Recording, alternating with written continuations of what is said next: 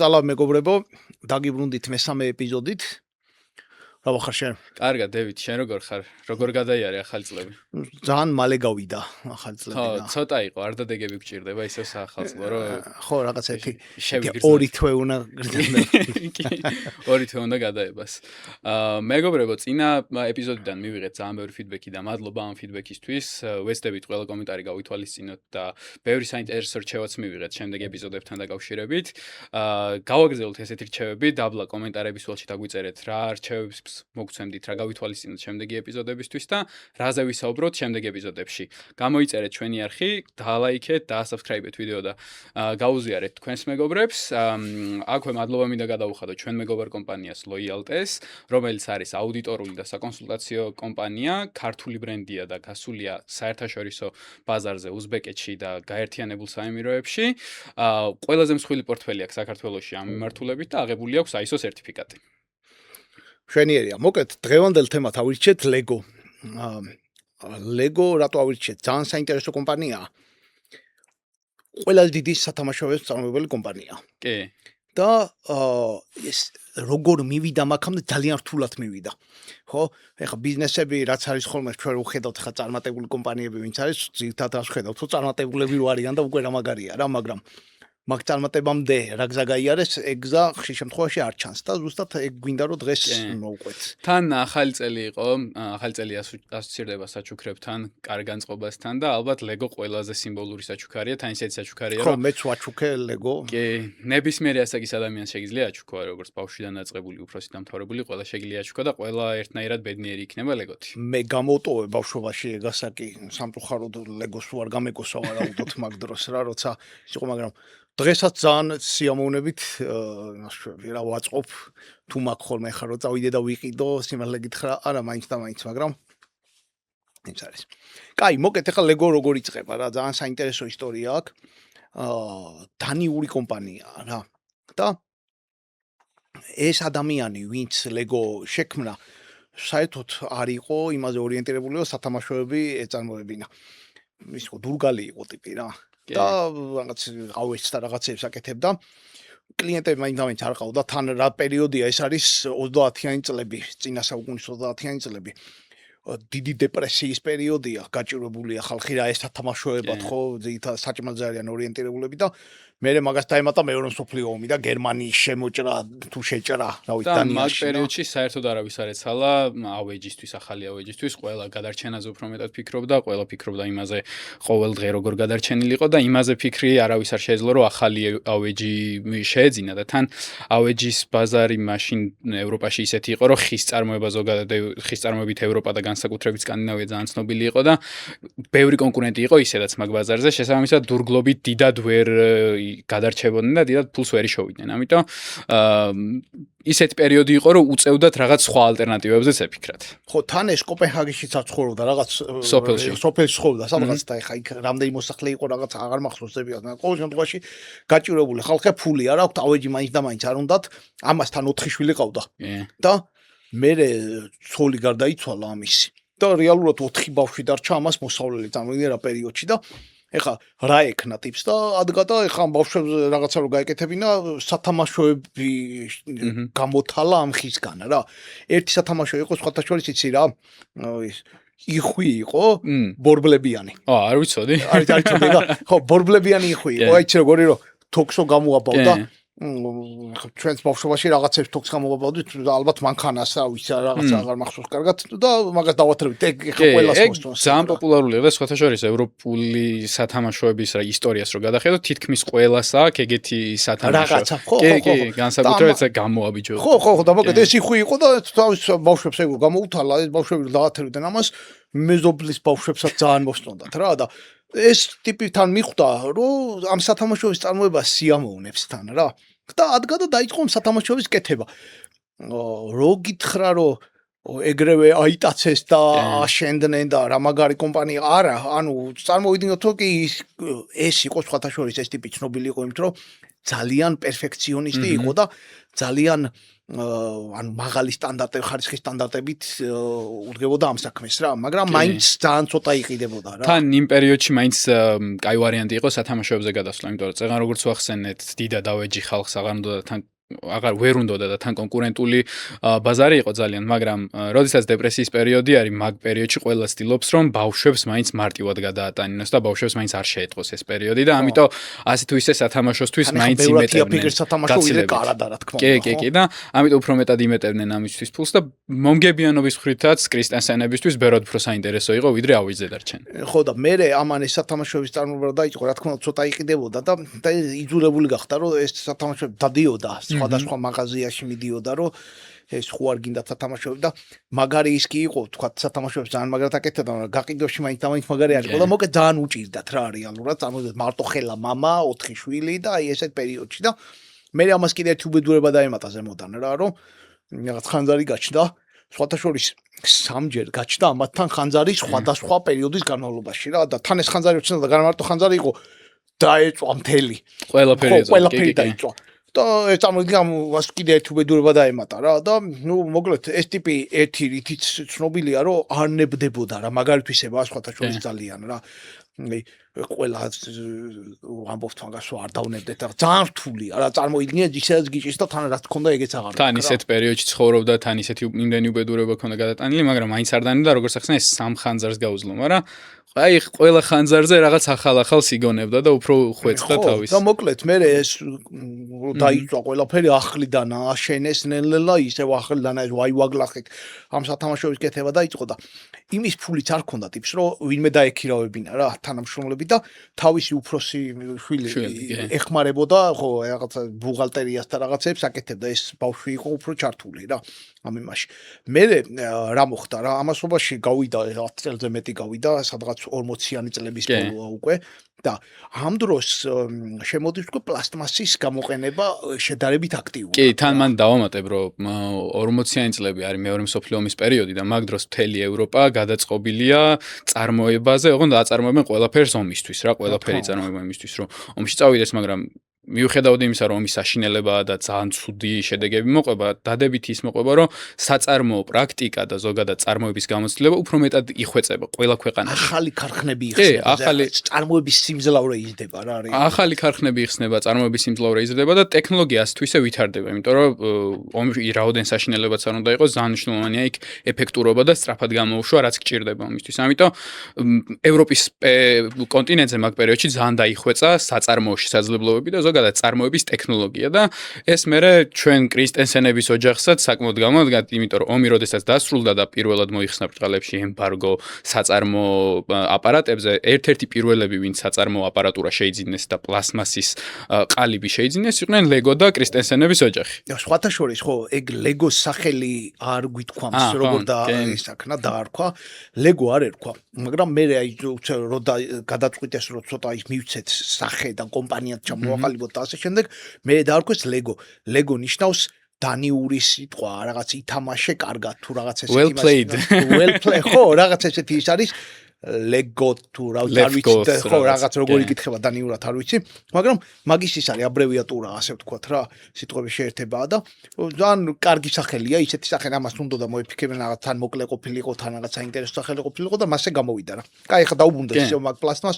მოკლედ, ამან გადაწყვიტა რომ ეს აპარატურა შეიძინოს, რაც არის ეს წარმოების სიმძლავრე, რომელიც პლასტმას აწარმოებს, რა თუნდა იცი რომ უფრო იმიტომ რომ პლასტმასი არის ადვილი დასამუშავებელიც არის და იაფიც ჩდება რა ხე რა თქმა უნდა ბევრად რთულია წარმოვიდგინოთ რომ შენ თუ გინდა რომ კომპანია რაღაცა მასშტაბზე გახვიდე ადრე როგორ იყო ადრე მასშტაბი არ იყო იმიტომ ერთი ადამიანი იჯდა და ხელით ამ ხეს აკეთებდა ხო რა თქმა უნდა მაგრამ ეხლა მაგით ხო დიდი იმაზე ვერ გახვალ მასშტაბზე ვერასდროს და შესაბამისად ხა ამას უნდა რომ უფრო მასშტაბზე გავიდეს და ერთ-ერთი კარგი სასაცხედო ერთ-ერთი კარგი შესაძლებლობა არის ეს პლასტმასი ოღონდ პლასტმასი რისკიანია რა იმიტომ რომ ჯერ ძვირი ეს აპარატურა თუ ეს საწარმოო რაც არის რა მანქანა დანადგარები ჯერ ძვირია და თან მეორე ეხლა მაშინ რა თქმა უნდა ეს თანამედროვე მიდგომები არ არსებობდა პლასტმასი ჯანმრთელობის და რაღაცა და ხე ბუნებრივი რაღაც ნაკლებად მაგრამ მაინც ხე ბუნებრივია რა ნებისმიერ შემთხვევაში მას და როგორც თქვით ბევრ სხვა რაღაცაშიც გამოიყენებოდა ხე პლასმასის ბევრ რაღაცაში გამოიყენებოდა იმ პერიოდში უკვე მაგრამ მაშინ შედარება არ იყო ხის გამოყენებასა და პლასმას შორის და თან მეორე მინუსი რაც იყო ამდენჯერ რო დაეწვათ ყველაფერი და ძირითადად ხეზე იყვნენ და ხე უფრო მეტად აალებადი იყო განსაკუთრებით რაღაც ავეჯისთვის გამზადებული ხე ბევრად უფრო აალებადი იყო ვიდრე პლასმასი და მალევე გადაწყვიტეს რომ მოდი ხეს შევეშვათ გადავიდეთ პლასმასზე იმიტომ რომ იაფია უფრო მჩატეა უფრო მარტივი საწარმოებელია უკეთესად დავალთ მასშტაბის ეკონომიაზე და უკვე თვითონ ეცდილობდნენ რომ ბიზნესი გადააკეთონ ისეთ ბიზნესად სადაც მანუალური ხელით ჩართულობა რაც შეიძლება ნაკლებია და ამიტომ გადადიან დანადგარებზე თან მით უმეტეს პლუსი რაც არის ხეზე როდესაც მუშაობ ძალიან რთულია რომ ერთი და იგივენაირი სათამაშოები გამოუშვა და პლასმასის ყალიბი გაძლევს იმის საშუალებას რომ სტანდარტიზებული პროდუქტი გამოუშვა ამიტომ საკმაოდ მარტივი გადაწყვეტილება იყო მათ ხარეს რომ გადასულიყვნენ პლასმასს ხო მე უკეთ რა საკეთე ოღონდ იცი რა გააკეთეს თლიანად კი არ გადავიდნენ პლასტმასზე ეს კაცი ხე უყვარდა რა ამას და ხო რა თქმა უნდა ხე მაინც ჰქონდათ უბრალოდ პლასტმასიც დაამატეს რა და პლასტმასიო დაამატეს უკვე რაღაცა ტრაქტორი და რაღაცების გამოშვება დაიწყეს რომელიც ძალიან პოპულარული გახდა რა ეხლა იმიტომ რომ კარგი სათამაშოები ჰქონდათ მაგრამ მე ნახე რა ხდება მე ასეთი იდეა მოუვიდათ რა რომ მოდი ეს სათამაშოდ კარგია, მაგრამ მოდი ბავშვებს მივცეთ იმის საშუალება, რომ ცოტა თავისი კრეატიული უნარები გამოიყენონ რა. და დაიწყეს აგურების წარმოება, ოღონდ ის არა თანამედროვე ლეგორითიც ვიცით, მაგ აგურებზე არ არის ლაპარაკი. ჩვეულებრივ წარმოვიდგინოთ ოთხკუთხედი პლასტმასებია რა. და პირველი რაც გააკეთეს იყო რა, იცი, ქალაქი შეგეძლო აგეწყო. სახლები, რაღაც მანქანები, ასე შემდეგ და ეს გამოიყენეს რაში იცი რომ დანიაში დაიწყეს ამით ბავშვებისთვის სწავლება რომ რაღაცა გზაზე როგორ უნდა გადახვიდე რაღაც საგზაო უსაფრთხოება მოკეთ ანუ რა გააკეთეს რომ მარტო ის არა რომ ბავშვმა ითამაშა გაერთო არამედ დაამატეს ტიპებმა საგანმანათლებლო კომპონენტი რა და აღმოჩნდა რომ ეს ძალიან პოპულარული გახდა იმდენად პოპულარული უკვე დანიას გასცდა მაგ დროს პირველად რა და მთელ მსოფლიოში გავიდეთ თან მით უმეტეს როდესაც ბლოკით და რაღაც ახალი საწყობაზე ვსაუბრობთ ეს არის ბავშვის განვითარების ძალიან მნიშვნელოვანი ეტაპი რომ მოტორიკა განუვითარდეს რაღაცა კრიტიკული აზროვნება განუვითარდეს ლოგიკა განუვითარდეს შემოქმედობითობა წარმოსახვის უნარი მოკლედ ყველასთვის ძალიან საინტერესო იყო და თან ვსაუბრობთ ახლა სკანდინავიაზე რომელიც სადაც ცნობილია თავისი განათლების სისტემით რომ აი ბავშვს მეტ თავისუფლება უნდა მისცე რაც შეიძლება უკეთესი საშუალება უნდა მისცე იმისთვის რომ განვითარდეს და მაგისთვის ყველაზე კარგი საშუალება იყო რომ სათამაშოც კი ეგეთი ყოფილიყო შესაბამისად ძალიან დიდი პოპულარობა მოიპოვა არა მარტო სკანდინავიაში არამედ ევროპის მთელი ევროპის კონტინენტზე და უამრავ ქვეყანაში გავიდა უკვე ისეთი სათამაშოები რომელიც ოღონდ მაშინ ჯერ კიდევ ხეც ჰქონდა შერეული პლასმასიც იყო მაგრამ ბიზნეს კუთხით რო შევხედოთ მათთვის ისინი მიხვდნენ რომ ბევრად უფრო კარგი გასაყიდი იყო პლასმასი იმიტომ რომ ხე უფრო ამძიმებს იმ ბავშვის სათამაშოს პლუს წარმოება უფრო რთულია და მაშინ როცა პლასმასს აწარმოებდნენ ყალიბში ჩამოასხავდნენ ფერს მისცემდნენ მარტივად ჩააგდებდნენ ყუთში და ყუთი შედარებით ჩატე იყო და ძალიან მნიშვნელოვანი ბიზნეს გადაწყვეტილების მიღება მოუხდათ მაშინ რომ მოდი ხე ნელ-ნელა უკან ჩავაჩოჩოთ ფოკუსირდეთ იმ ბლოკზე რომელსაც ვაშენებთ და მოვიფიქროთ რაღაცა ისეთი მოდელი რომელი მოდელითაც უფრო მარტივი იქნება წარმოება და უფრო მეც გავყიდეთ ამ სათამაშოებს. მე სხვათა შორის ეს მამა მოკვდა 58 წელში თუ რაღაცა რა მე რომ მოკვდა და რა თქმა უნდა ეს ადამიანი გარდაიცვალა მე ეს ხე უფრო და უფრო ჩაჩოჩდა რა თქმა უნდა იმიტომ რომ რეალურად ხე ეს ადამიანი იყო რა შვილებს არ ჰქონდათ მაგის ის ხო და მე რა ხდებოდა ამ აგურების გაკეთება რომ დაიწყეს და ძალიან პოპულარული გახდა მე ერთი დიდი მინუსი ჰქონდა რა ეხლა ჩვენ ყველა საგვიწყდება ბავშვობაში ეხლა მე ლეგო არ მქონდა მაგრამ დომინო მქონდა მაგალითად და მაგებით ხო რაღაცა გაწყობდი და მინუსი რა რომ გენგრევა ყველა ვარიანტში ხო ვერაფერს ვერ შვები ანუ გრძელვადი ამ პერსპექტივაში ვერაფერს ვერ აკეთებ და ამათ დაიწყეს იმაზე ფიქრი რომ რა მოვიფიქროთ ისეთი რომ არ დაიშალოს რა ანუ რო აწყობ შეგეძლოს რომ წაიღო წამოიღო აჩვენო დადგა ხო ასე შემდეგ და ძალიან რთულია. ეხლა რო უყურებთ ხო თითქოს რა მარტივი მექანიზმია ხო ანუ ყველას ცნობიერებაში აღბეჭდილია რა ლეგო როგორიც არის მაგრამ ეგ მაგამდე რომ მისულიყვნენ ძალიან ბევრი იტერაცია განიცადა ამან რა და მე მოიფიქრეს რომ როგორ გაეკეთებათ ისეთი რომ ერთმანეთში ჩამჯდარი იყო თან ისე რომ მყარად ყოფილიყო და თან ისე რომ რო ჩასვავ მე განცალკევება შეგეძლოს რა ანუ დაშლაც ადვილი იყოს და აი მივიდნენ მაგ მექანიზმზე სხვათა შორის იმდენად კარგად აკეთებენ დღემდე რომ როა იყო სიტყვაზე 30-40 წლის წინ გამოსული ლეგო და დღევანდელი ლეგო ერთმანეთში ჩდება ისე რა, ანუ არ შეუცვლიათ რეალურად აი ეგ მიდგომა რაც ტიპებმა რაც მოიფიქრეს რაღაცა 60 წლის წინ თუ რავი, ამდენი წლის წინ იგივე მიდგომით არიან და კი, თან ეგ ბიზნეს გადაწყვეტილებაც იყო რეალურად, რომ სტანდარტული ყოფილიყო მათი კუბიკები, იმიტომ რომ პირველ რიგში ისინი წავიდნენ მიიღეს ამაზე პატენტი, იმიტომ რომ კი ვსაუბრობთ ახლა რომ რაღაც ახალი საწყობები შემოდიოდა, მაგრამ კონკურენტებზე არ გვილაპარაკია ამ პერიოდში. მას მერე რაც დაინახეს, რომ ლეგო ასე თუ ისე წარმატებული იყო დანიიდან მთელ ევროპას მოედო, რაღაც იქ ამერიკაში გაჩნდა პირველი ლეგოს სათამაშოები, დაინახეს, რომ ეს საინტერესო მიმართულება არის, რომ რაღაცა ბავშვს აწყობის საშუალება საძლეო მოტორიკას უვითარებდა ასე შემდეგ. ამიტომ ბევრი კონკურენტი გამოვიდა ბაზარზე. ამიტომ მას შემდეგ რაც ლეგო მოიფიქრა ეს კუბიკი, რომელიც ახლა ჩვენ ყველამ ვიცით და ყველას გვითამაშია ლეგოს კუბიკისნაირი სათამაშოთი, ამათმა პირველი რაც გააკეთეს, აიღეს პატენტი. და პატენტი ორ რაღაცას გაძლევს. ერთი რომ გიცავს კონკურენციისგან, კარგად უცუდად გიცავს კონკურენციისგან, მაგრამ მეორე რასაც გაძლევს ის არის, რომ სტანდარტი გაქვს უკვე შენარჩუნებული, რომ მე ყოველთვის ასეთი რაღაცა უნდა ავაწყო და ეგ მერე დაეხმარათ იმაში, წეგან რაც ახსენე, რომ ერთი სეტი, რომელიც 60 წლის წინაა გამოშვებული, უბრალოდ 40 წლის წინაა გამოშვებული და დღევანდელი სეტი შეგიძლია ერთმანეთში გამოიყენო და ერთმანეთთან დააკავშირო. მაგას აკეთებდნენ ტიპები, რომ ნახე, ამათი ფილოსოფია რა იყო, რომ სათამაშო ის კი არ უნდა ყოფილიყო, რომ სათამაშო აღო და დავშალე და მაგას აწყო. არა, ეს ნაწილები უნდა ყოფილიყო ისე, რომ შეგეძლოს ერთმანეთზე გადააწყო. ანუ შეგიძლია რომ რამდენიმე სათამაშო იყიდო და ეს სათამაშო დაშალო და ერთმანეთზე მიდის რა და თქო ერთი სხვა რაღაცა აწყო. ეგაა ზუსტად კრეატიულობა. მე სადამდე მივიდნენ საერთოდ იცი რომ მარტო სათამაშოებს კი აღარ, მე მარტო იმას ხიდიდნენ. ნაწილებს ხიდიდნენ მარტო რა. გონდა რაცაც გინდა იმას აწყობდი ფაქტიურად. დაშლილი სეტი მოდიოდა, რომელიც გაძლევდა შემოქმედობითობის საშუალებას და რასაც გინდა იმას აწყობდი. თან მით უმეტეს გეხმარებოდა ის ამ დაშლილ სეტთან ერთად თუ უკვე რაღაცა კონკრეტული სეტი, კონკრეტული სათამაშო გქონდა, მაგალითად აი კოპენჰაგენის სათამაშო თუ გქონდა და რაღაც ახლის დამატება გინდოდა, იყიდიდი უბრალო და არეულ სეტს და იმაში შენი წარმოსახვის უნარით დაამატებდი რაღაცას, რაც ბავშვებისთვის ძალიან კარგი გასართობი იყო, მაგრამ ამ პერიოდში უკვე შემოდის ის, რომ მარტო ბავშვები აღარ ერთობიან ლეგოთი და ლეგოთი ერთობიან დიდების და ლეგო ხდება საკმაოდ წარმატებული პროდუქტი არამხოლოდ ბავშვებთან, არამედ შედარებით უფრო უფროსებთან. ოღონდ აქ ორი ფაქტორი შემოდის, იმიტომ რომ უფროსებისთვის ლეგო იყო ბავშვობის გასართობი და ბავშვობიდან ახსოვდათ, რომ აი ლეგო რა კარგი რაღაცა იყო და იმდენად წარმატებული პროდუქტი გამოდგა ლეგო, რომ უფროსობის ასაკშიც უკვე ადამიანებს იმათ ჰქონდათ რაღაც ანტიკვარად ჰქონდათ, უნდათ რომ რაღაც დაეგროვებინათ. ხო, მაგრამ ნახე მარტო ეგ არ არის რა, მე როგორც ვთქვა ბავშვობაში გამოვტოვე, მაგრამ დღეს მაინტერესებს, ანუ საკმაოდ კარგი გასართობია რა და მით უმეტეს შენ თუ გაქვს რაღაცა კრეატიული უნარები და რაღაც ხედვები და ასე შემდეგ, შეგიძლია რომ ისეთი რაღაცა აწყო, გესიამოვნო თან ლამაზია, თან პროცესი აწყობის პროცესი სასიამოვნო ასე შემდეგ რა. მე რა გააკეთეს იცი? მე ეს ლეგო უკვე იმდენად პოპულარული გახდა, რომ დანიას ხო გასცდა და მთელ სოფლიოში ხო უკვე პოპულარულია და მე გადაწყვიტეს უკვე სხვადასხვა მიმართულებები აითვისონ. ერთ-ერთი იყო მაგალითად ლეგოს ლენდი, ანუ აი დისნეილენდი როგორც არის, მასეთი რაღაც შექმნეს ლეგოლენდი და თან რატო შექმნეს იცი? ყველა საინტერესებდა ამათი პროტოტიპები როგორი იყო აწყობაში და ამათთან ქარხანაში მიდიოდნენ ხოლმე. ამ ტიპმა იფიქრა, მე ეხლა იმ ტიპი ვინ არის, შვილია რა, ის ადამიანი აღარ არის, მაგრამ შვილია კომპანიის სათავეში და ამან იფიქრა, რომ მოდი შევქმნათ ჩვენ თემატური პარკი და ინვესტორებთან რომ მივიდა, ინვესტორებმა უთხრეს, რომ აბა რა სელოდებიო, რამდენი ხალხი მოვა და ამან უთხრა 200-300 კაცი მოვა და იმათ უთხრეს გიჟიაო ეს.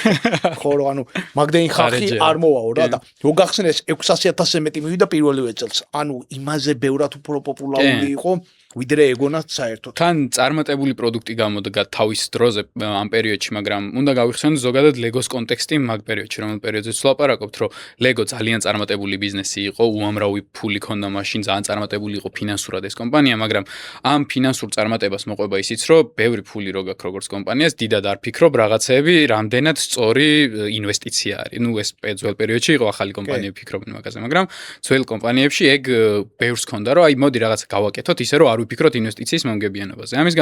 იმის გამო რომ ლეგოს ძალიან ბევრი ფული ქონდა, ბევრ რაღაცას მოედო, მათ შორის სამაგიდო თამაშებსაც მოედო, იქ რაღაც ფილმების გამოშვებაცა და მულტფილმები, ბევრ რაღაცას მოედო და თავისი ძირითადი ბიზნესი რაც იყო, რომ რაღაც სათამაშოები ეწარმოებინა, იმას უკვე გაცდენილი იყო, იმიტომ რომ ის ძალიან წარმატებული ბიზნესი იყო. არა და რეალურად რო შევხედოთ უკვე იმ პერიოდში რა ხდება, ლეგოს აღარ აქვს თავისი ერთი ცენტრალიზებული საწარმო დანიაში, უკვე მას ძალიან ბევრი მომწოდებელი ყავს და თვითონ ახალი იდეებიც როგორ შემოდის ლეგოში იყო რომ რაღაც ხალხს ეკითხებოდა აბა ახალი რა სათამაშო გამოუშვათ ზოგი თიმი შიგნითაც ყავდა ზოგი აუთსორსიც გაქონდა ამაზე და იქიდანაც მოდიოდა იდეები თუმცა ამას მოყვება ბევრი პრობლემა რომ არ გაქვს ეს შენი სქემა ცენტრალიზებული და ამის გამო ძალიან ბევრი ნაწილის წარმოება გიწევს ანუ იქ ვიღაცას რაღაც განსხვავებული ნაწილი ჭირდება ის სხვა რაღაცას გირჩევს ძალიან საინტერესო ნახემანდ როგორი რაღაც მოხდა რომ ესენი როგორ ვითარდებიან ხო ვითარდებიან ისე რომ რა დაინახეს სათამაშოს აწარმოებ და ეს სათამაშო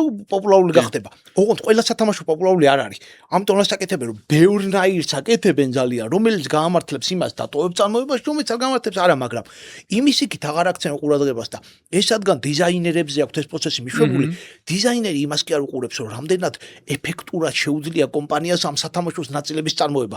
დიზაინერი უყურებს, რომ ხედვა აქვს რაღაცა და იქ ხედვა უნდა განახორციელოს და აღმოჩნდა მე რომ ეს ლეგო აწარმოებს ძალიან ბევრ ნაწილს ძალიან ბევრ ფერში და უკვე მე რა ხდება რომ თქვა ეს ნაწილი უნდა შეცვალოს საწარმოს მთელი გადაწყობა გიწევს რა და აი ეს გადაწყობაში დრო იკარგება ამიტომ გამოდის რომ საწარმოს რაღაცა აქვს წარმადობა მაგ წარმადობას ვერ იყენებენ ხო სულ გადაწყობა გადმოწყობაში არის იმიტომ სხვადასხვა ნაწილებს აკეთებენ დრო იხარჯება ფული იხარჯება მაგაში და ძალიან რთულია რომ ამ ხელა წარმოების ჯაჭვი მართოთ ან მით უმეტეს როცა საუბრობთ ძალიან პატარა ნაწილაკებზე და აი წარმოიდგინე ამდენი პატარა ნაწილაკი 11000-ზე მეტი სხვადასხვა სახეობის ესეთი პატარა ნაწილაკი ქონდა უზარმაზარი თავის ტკივილი იქნება მაგის წარმოება, მართვა, სორსინგი. თან ხარისხი ისე უნდა დაიჭირო ის თუ ერთმანეთში არ ჩაჯდა. გადასაგდებია და დაკარგო მთელ სახეს და თან ხარისხის სტანდარტი უნდა ქონდეს 11000 დეტალი უნდა ერგებოდეს 11000 დეტალს და წარმოიდგინე რამდენი კომბინაციაა რომ სადღაც ვკითხულობდი რომ რაღაცა 6 დეტალი თუ რაღაცა შეიძლებოდა 1000-ობით 6 ტიპის დეტალი თუ 6 ცალით კი არა 6 ტიპის დეტალი შეიძლებოდა 10000-ობით თუ 100000-ობით რაღაცის აწყობა. ესე იგი წარმოიდგინე რამ ხელა მონსტრობა ხდება მაგის. ძალიან რთულია მაგის მართვა. რაც როცა დიდი ბიზნესი გაქვს, როცა დიდი შემოსავალი გაქვს, ძალიან მარტივია და ძალიან კაია.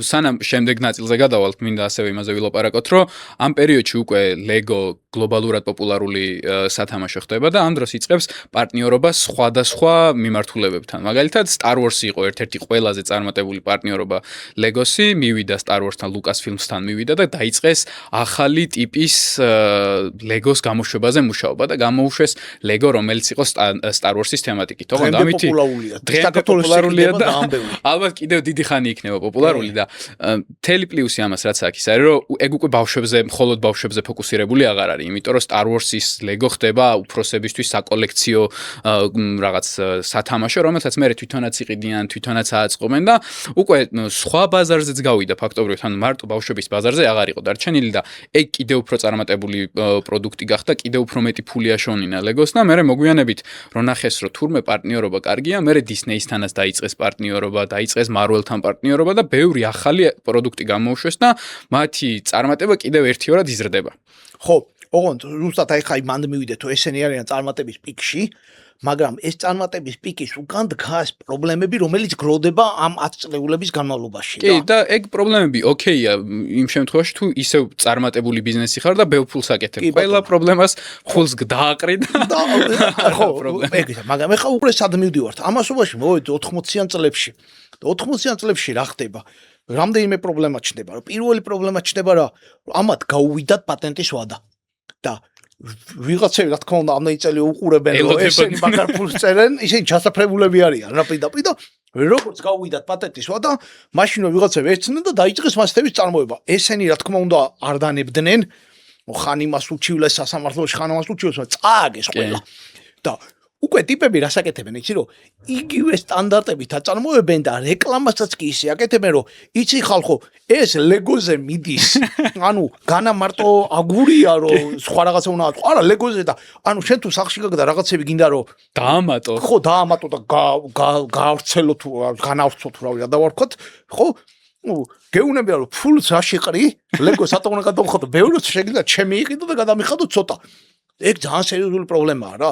ლეგომ სადა რომ მოდი ახლა მე ეს ჩემი აგურის პატენტი ცალკე გაეკეთებინა. ადრე ხო მექანიზმის პატენტი ხონდა ეს ერთმანეთში როგორ ჭდება მაგისი რა და მე ეს აგური რაც აქვს ეს არ ვიცი რა და ყველა რასაც ვიცი ლეგოს აგური რაც არის ყველა. მაგის დაპატენტება უნდა და უარი უთხრეს რომ არაო კი, იმიტომ რომ ძალიან ბევრი კონკურენცი ქონდა უკვე გამოშვებული და თან მით უმეტეს ეგ ისეთი ფორმა იყო რომ მაინც და მაინც ბრენდთან არასოცირდებოდა. ეხლა ჩვენ კი გვახსენდება ლეგოს აგური რას ნიშნავს, მაგრამ ძალიან ბევრი კონკურენტი იყო. არ ვიცი რა მასწავლო მასე გადაწყვეტა ყოველ შემთხვევაში რა და მოკლედ ესე გამოდის რომ კონკურენტები გამოჩნდნენ რომელიც იგივეს აკეთებენ მე ამას ემატება ის რომ Disney მიყიდა Marvel და ეხლა რატოა პრობლემა რა იმიტომ რომ რეალურად ეს Star Wars-ი და ეს ბრენდები რაც ანუ რასაც Lego იყენებს პოპულარობისთვის და რაც ძალიან მაგრად იყიდება გადადის ყველაფერი ერთი კომპანიის ხელში და ეს კომპანია ამერიკულია და ვინც ყავს ყველაზე დიდი კომპანიები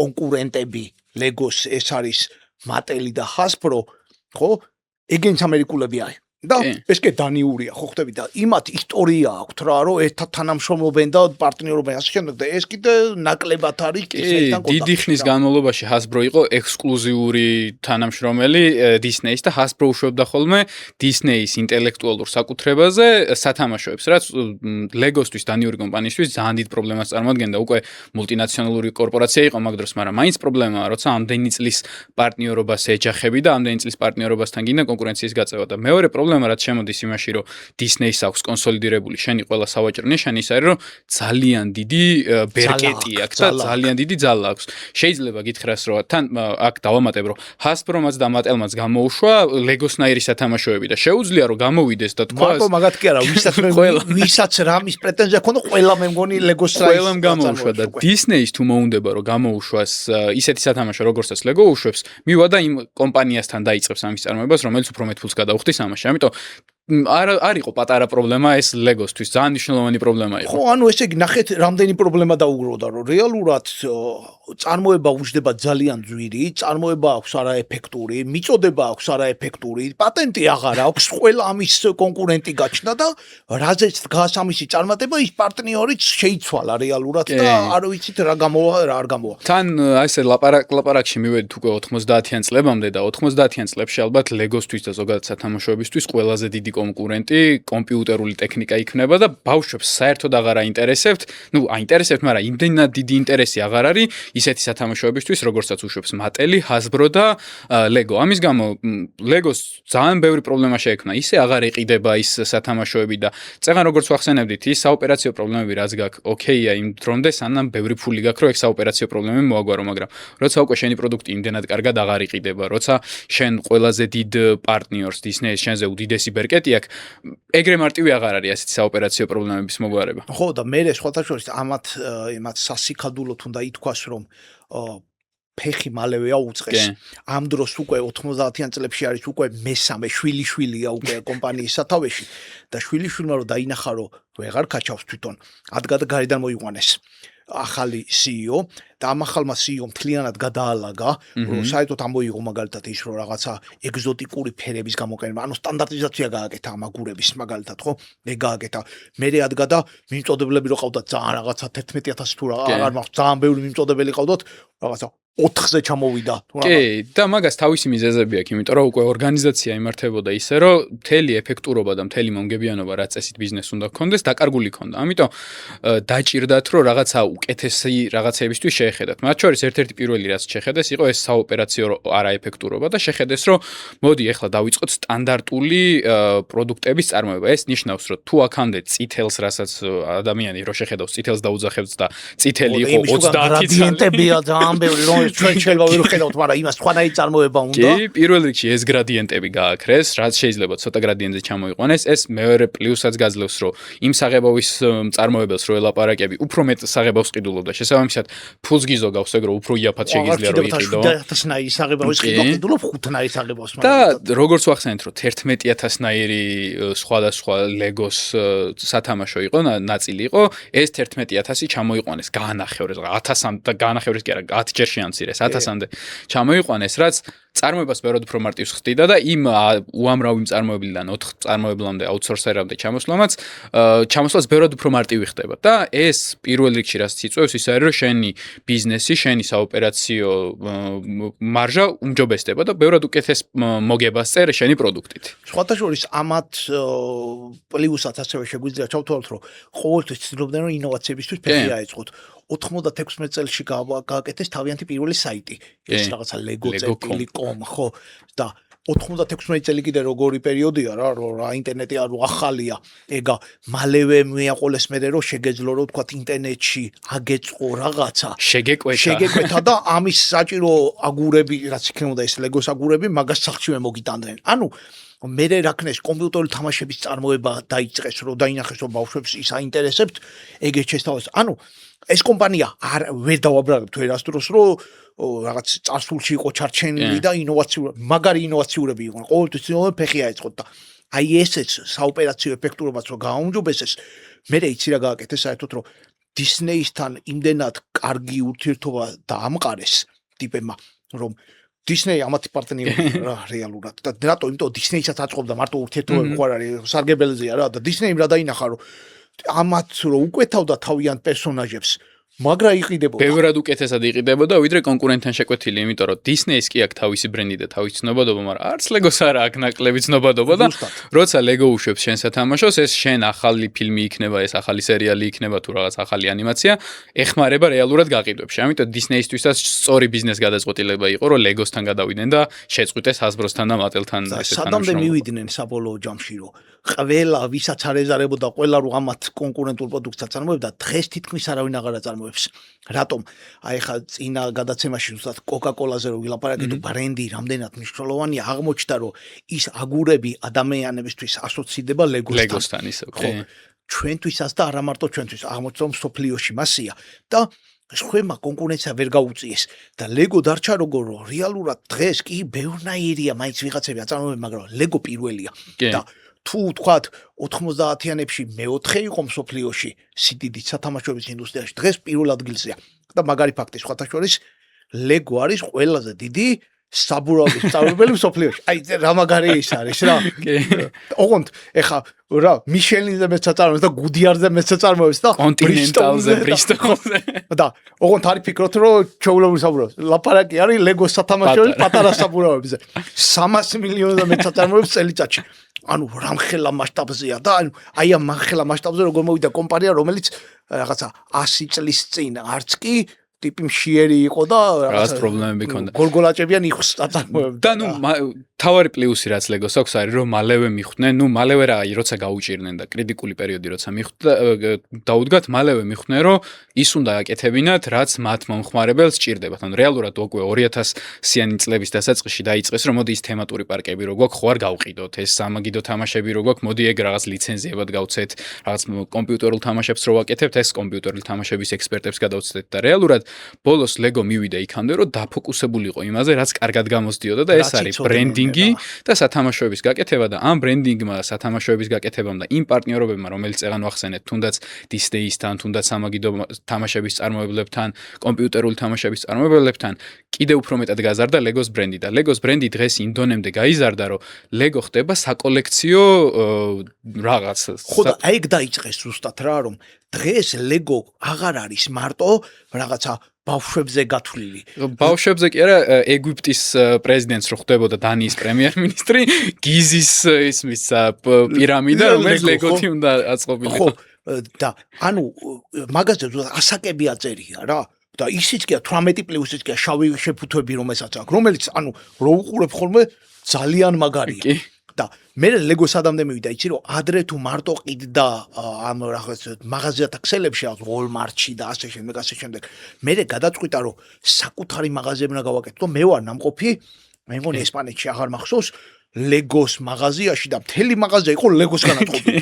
იცი რა მაგარი იყო? ანუ ეხლა ჩემ ასაკში რაღა ლეგო იტყვი, მაგრამ ანუ აღფრთოვანდი. კი, ჩემ ასაკშიც მე მიუნხენში ვარ ლეგოს მაღაზიაში ნამყოფი და ძალიან მაგარი გამოცდილება, არ ვიცი, ალბათ 1 საათი ვიყავ იქ და რაღაც. ხო და ლეგოს აფალიერებ რა, აი ზუსტად წარმოიდგინე, ანუ მანდ მივიდნენ რომ აი ეს უნიკალურ გამოცდილებას თავაზობენ ხალხს და როგორც აღმოჩნდა ეს გამოცდილება არ არის ისეთი, რომელიც რაღაც 5 წელს ასაკში უნდა ეზიარო და მე გახვიდე.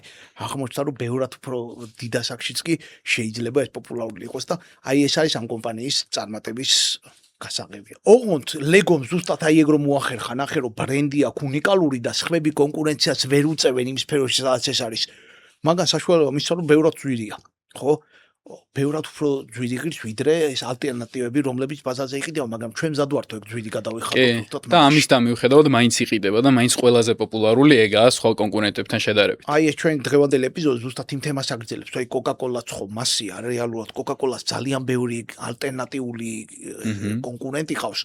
რაღაცა ნიუ კოლა, არსი კოლა, პეპსი. არა, პეპსი და ეგენიც ისინი არიან. მე ვამბობ რა, აი, ხო ხტები, ამერიკაში მაგალითად მე მგონი თითო შტატში რამდენიმე სხვადასხვა ესეთი მწარმოებელი რომელიც ძალიან გავს გემოთი და ნახევარი ფასერის და ჩვენ მზად ვართ რომ კოკა-კოლაში მეტი გადავიხავთ. ზუსტად აი ეს იმიჯის გამო რაც წინა ეპიზოდში ძალიან კარგად ჩავშალეთ და იგივე Red Bull-ი რასაც აკეთებს, რომელიც მომავალში ჩავშლით აუცილებლად, აი ეს ლეგოც მანდ არის მისული რეალურად, რომ კი პროდუქტი მართლა უნიკალური აქვს და ძალიან მაგარი აქვს და მივიდნენ მაგამდე, მაგრამ სხვებსაც რო ჰქონდათ, მარტო პროდუქტი არ იყო საკმარისი, იმიტომ რომ ზუსტად აი ეს ფსიქოლოგიური ასოციაცია არის საჭირო მაგისთვის, რომ კომპანია წარმატებული იყოს და სხვებზე მაღალი ფასი დაადოს რა. კი ბატონო, მე მგონი ეგ არის.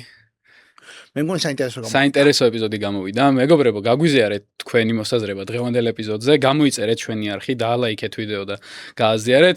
კიდევ ერთხელ მადლობა მინდა გადავუხადოთ ჩვენს მეგობარ კომპანიას, რომელიც არის საკონსულტაციო და აუდიტორული კომპანია.